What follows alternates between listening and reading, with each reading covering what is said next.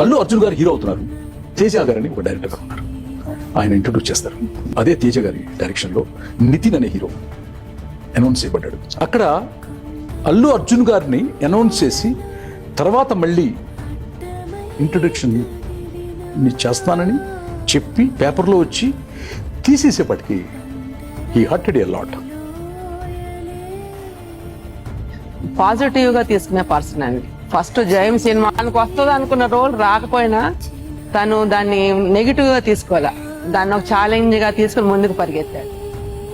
అబ్బాయిని ఫస్ట్ నేను హిమాలయాస్లో మంచు పర్వతాల మధ్య డైలాగ్ ప్రాక్టీస్ చేస్తున్నప్పుడు నేను రాఘవేంద్ర గారు పైనుంచి చూస్తున్నాను. ఎప్పటికైనా చాలా పెద్ద హీరో అవుతావు బన్నీ అని చెప్పని నేను కిందకి వెళ్ళి హక్ చేసుకున్నా. ఈ గంగమ్మ తల్లి సాక్షిగా చెప్తున్నాను, నువ్వు చాలా పెద్ద హీరో అవుతావు.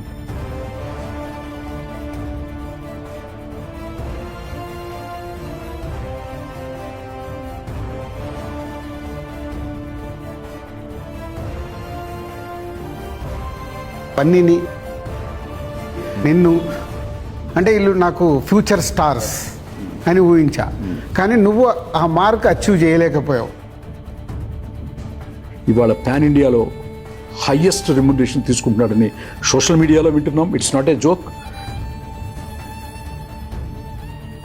హైయెస్ట్ రెవెన్యూ కలెక్ట్ చేసేసాడు.